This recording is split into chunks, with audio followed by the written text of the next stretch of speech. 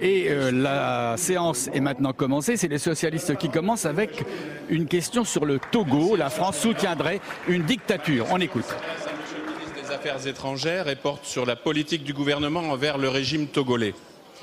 Le 24 avril 2005, Faure Gnassingbé, fils du dictateur Gnassingbé Eyadema décédé, s'emparait du pouvoir après un simulacre d'élection démocratique.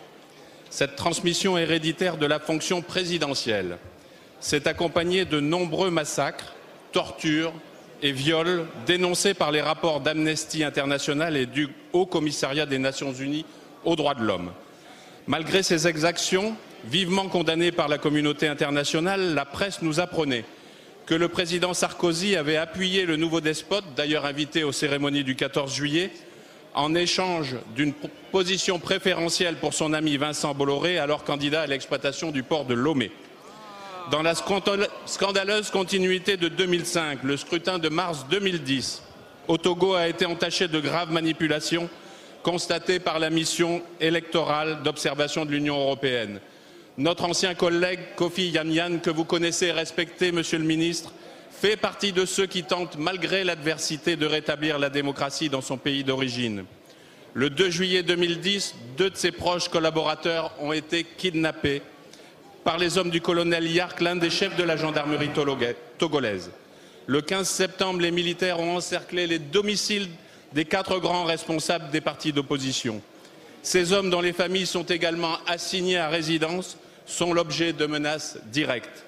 Ma question est donc simple et à 2 aspects. Monsieur le ministre, pouvez-vous nous préciser la nature des relations que le président de la République et ses proches conseillers entretiennent avec le régime togolais?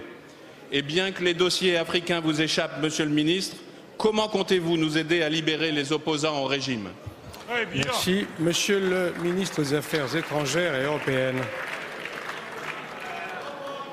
Monsieur le Président, Mesdames et Messieurs les députés, Monsieur le député, Monsieur Le Mal.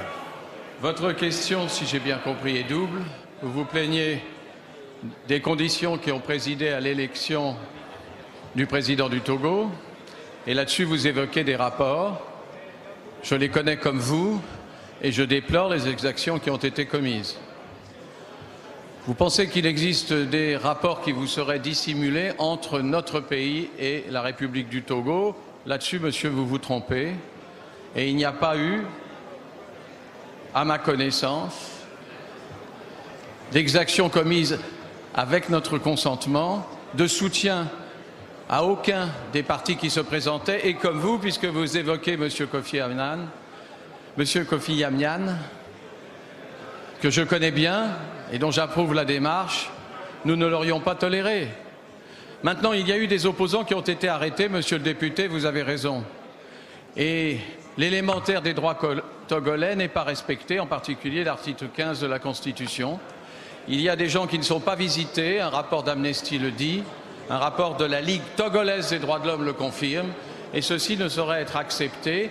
Notre poste, c'est-à-dire notre ambassadeur, fait ce qu'il peut pour prendre des nouvelles et surtout pour que le droit soit respecté. Nous veillerons attentivement à ce qu'il le soit, monsieur, dans la mesure de nos possibilités, dans un pays souverain.